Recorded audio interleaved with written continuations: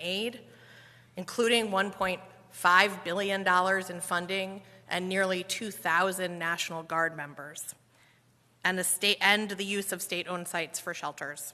The governor also laid out the path forward for New York to emerge from this crisis. First, she announced a letter written to President Biden with 4 executive actions that he could take immediately to help the people of New York. And second, she announced new steps that we are taking here at the Department of Labor to connect asylum seekers with work and opportunities. The purpose of this technical briefing is to answer specific questions you may have about the announcements the governor made today, as well as the state's response to the crisis thus far. And we look forward to a productive back and forth. And now we'll take questions. Avi Small, the governor's press secretary, will call on individuals who are in the room, as well as those joining by Zoom. So let's begin. Zach, so you'll be helping asylum seekers apply for work authorization in anticipation that the administration would grant that. Do you have any data for how many migrants in New York have already are seeking asylum, and how many want to seek asylum out of the 100,000 some odd? I think that's... Yeah, so what we know right now is that at the city's asylum application center, which is actually funded by the state, about 2,600 families have applied for asylum over the previous 6 to 7 weeks. In addition to that, during an early survey that the city ran in May of this year, about 10% of folks being sheltered had previously applied for asylum, and the majority of folks being sheltered intended and wanted to apply for asylum. Beyond that, I can't give you specific numbers of how many folks have asylum today in the shelter system. But just to hear you right, about 10-15% have families have applied for asylum, but you anticipate a majority of them would want to. That's right. Josh? Commissioner D, Commissioner Wade, just following up on that, what do you attribute if the majority of folks would like to apply for asylum and only 10% have, what do you attribute that to? And do you think what the state or the city is doing now is sufficient to get to that end goal? Do you have a timeline on when you expect to reach everyone having that ability to do that? So applying for asylum in this country is not a simple process. In the best of times, in times in which our legal service providers aren't busier than they have ever been, it can take months. It can be arduous to gather the documents that migrants need in order to apply for asylum. And in this country, you really get one shot to put your story down on paper and make your case to the federal government prior to then going to court. And so it's not an easy process. That's the first thing. The second thing is, completely understandably, as people arrived, it took time to build a system that would work for this level and scale and scope of crisis. A lot of energy was put into having enough beds. That meant that the work that needed to get done to make sure everyone was getting access to all the services that might be required took some time. The state funded in this year's budget, and then the city stood up with state money, the Asylum Application Center, and it is really working. And that is going very well. And so we expect that to continue and that to help us as a state, as an operation, really catch up and make sure that folks have access to the services that they need. Just to quickly follow up, do you have an understanding of what percent of those folks will be able to apply for asylum? As you said, not everyone may have the proper paperwork. Is there an understanding from the state? And I guess, is there data that the state is collecting on these folks, and whether just, individual by individual, and would you like this? What do you have? What's your status? So the question of whether or not a household here can apply for asylum is really up to that household, right? And it's whether or not they have a viable claim to the type of persecution that's required to apply for asylum. There are other pathways to live and work here legally that some migrants might take advantage of if it's not right for them to apply for asylum. The state doesn't hold this data. So our federal partners have very detailed data, individual by individual, on who is in what stage of the process of applying for asylum or some other legal method and seeking work authorization. And our city partners have been able to collect information in the shelters that give them a view of it. And one of the things we will be seeking to do with the addition of the jobs program is to get increased data sharing so that we're working as efficiently as possible. Could you give us some more details about this jobs program, types of employers, or even specific employers that you're working with, what you really foresee it being? So we are reaching out to businesses, as we always do, to find out who has jobs available, and we are specifically reaching out to business saying, are you interested in hiring asylum seekers? And it covers the map, literally the map of New York State, as well as the various sectors of work. We've obviously had conversations with the obvious ones, retail, hospitality, healthcare, agriculture, but many of these asylum seekers come with varying degrees of experience and education, and so we're bringing everybody into the picture, and we want to make sure that we make a good match so that these people have the opportunity to succeed. So across the state, meaning that, it's a possibility that someone could get connected with a job in Western New York, but they're in New York City now, and then they'll go there. Absolutely. Okay. Anyone on this side of the room? Nobody? All right, go ahead. Hi, Commissioner. What about some of the concerns that the citizens have for safety and security, that kind of thing? And is that founded, and do you have any data to back any of that up, their concerns? So I think that anytime you're running a program of, a large sheltering program, people get frightened of the unknown. And I think that by and large, the vast, vast, vast majority who are here to be law-abiding, productive members of New York City and New York State, and they are working very hard to provide for themselves and their families. There have obviously been a couple high-profile incidents that law enforcement engaged on and took appropriate action. But I do not believe that New Yorkers need worry about the safety or security of having new Americans as their neighbors.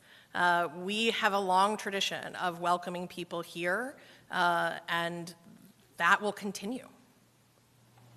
Obviously, today is concerning the letter sent to Washington. But is there something that your departments have been looking at potentially that the legislature could be doing a little bit more? And if so, do you see that the governor maybe should call them back if there is something they can do? The legislature has been really excellent partners with us. It is through legislative support that the state was able, in the governor's leadership, to provide $1.5 billion to the city's effort. And we've kept legislative leaders completely abreast as we work with the city and participating counties to care for migrants, as we work to support the city in their work to care for migrants. We will certainly begin, as we build the FY25 budget, continuing to have robust engagement with the legislature. But there's nothing, unfortunately, the laws governing the questions of what we can and cannot do are federal laws. I wish that we could call the legislature back and grant work authorization. We don't have the legal capacity to do that.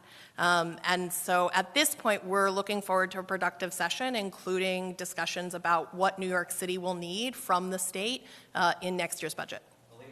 The governor announced an additional $20 million a few days ago to address this crisis. How is that rollout been going in the past few days? Yeah, absolutely. So that money is going to go to health and hospitals, New York City's Public Hospital Corporation, in order to provide case management services in for about half of the asylum-seeking population.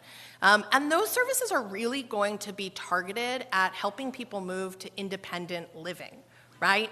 That we don't have the tools in the state toolbox to stop the front door, which means we have to do everything we can to open that back door up, right?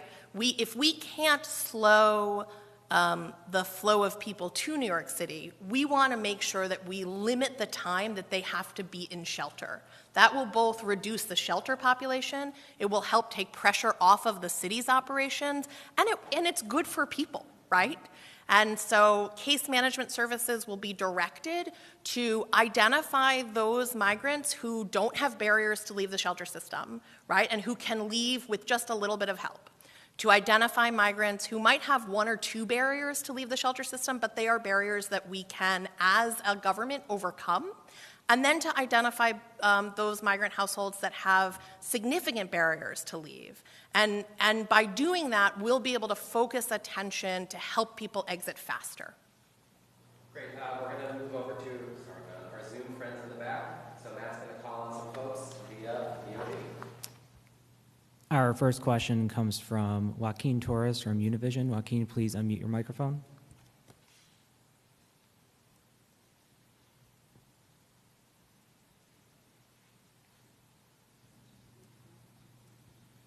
Joaquin, please unmute your microphone.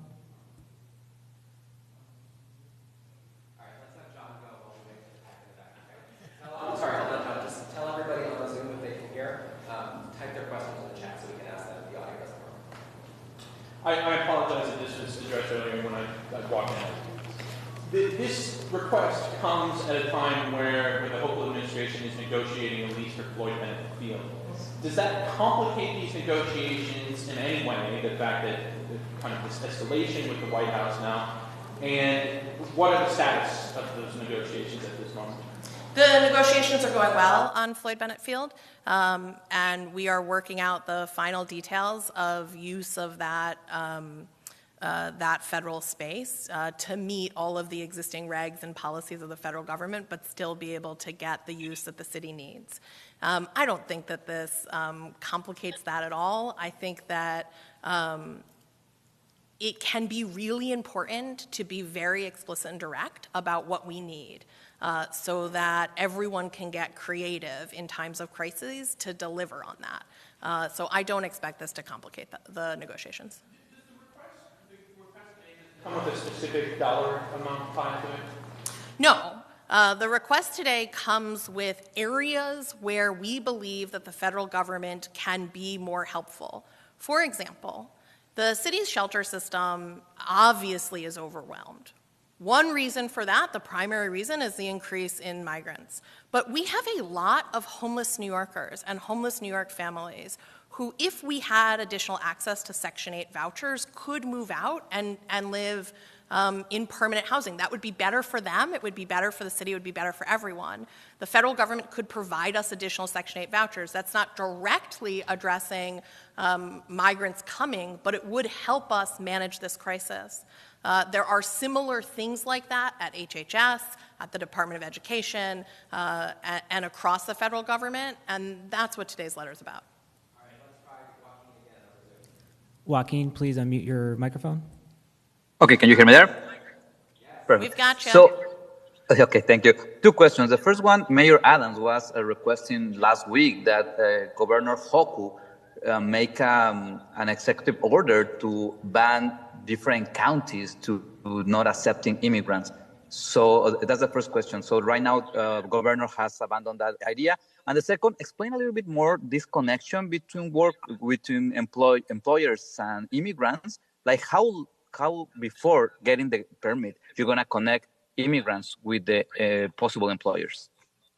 Let's take your second one first, and then we'll circle back to your first one. So how do we connect the potential employers with the potential employees? Great question. We are, of course, obligated to observe the federal regulations. They have to have work authorization, but because the governor has given us this directive, we have the opportunity to collect their information that we use to look at their job matching before they get their authorization. So we will work with them. We will have workers fill out the questionnaire that we use, get all of their information, their occupation, their training, the jobs that they're interested in, what kind of limitations they may have. Do they have limitations of hours? Do they want to work somewhere, particularly in the state? Take all of that information in, and then we will look at all of our employers and see what the matches are. And we want to be able to have matches made before the work authorization comes in so that when that paper arrives, the minute they get their authorization, we can begin to make those introductions so that employers can pull the lever and employ those people as quickly as possible. Some workers may be offered jobs before they get their working papers, but they will not be allowed to go to work until their authorizations arrive. But we want to expedite this process as quickly as possible. We've been really clear, the governor's been really clear, that what the state is going to do here is to assist with resettlement, not resheltering. People have been moved around this country, sometimes against their will. And what we want to do is, like we said, expand the back door out of shelter so we can help more people live independently instead of increase the number of times people are moved from one shelter in New York City out of New York City to another shelter. So we're going to do everything we can to increase resettlement and to increase ways to independent living rather than resheltering. Our next question comes from Leah Lando from WKBW. Leah, you can unmute your microphone. Hi, how are you? So we're told that DOCO is working with asylum seekers here in Buffalo, but we haven't been able to get in touch with them as far as exactly what they're doing. And also we're seeing with our own eyes, our reporters, so many asylum seekers sitting in hotels. And then we're hearing that language barriers are a huge problem when it comes to getting them back to work. So what's DOCO doing? And so let me just answer from the Department of Labor's perspective. We try to work with all customers in what the language that they understand. And that's state law, frankly. So we will have the people working with the intake documents will have language assistance. Primarily right now it's Spanish, and we do have Spanish-speaking people that could do this, but whatever the language is, we'll use interpreters because it's really critical as we take this information in to make sure that we are speaking in a language that they can communicate back to us in. We don't want to have any complications, so language assistance is part of our everyday service, and it will certainly be on the front lines here. DOCO is New York City's contractor that manages shelter operations when New York City opens a hotel outside of the city. They are responsible for, security, for making sure there's food, for making sure there are goods and products like diapers if you need it, or sanitary items. So they are the operator that's primarily responsible for operating the hotel sites outside of New York City. And that contract is a city contract, not a state contract. As the governor said, the accusations are troubling and absolutely unacceptable if true. We have engaged with the city. We recently were sent the contract by the city. We're reviewing that contract. OTDA has sent folks out to inspect the hotels, and the state is looking at ways to make sure that the conditions at these hotels meet our standards.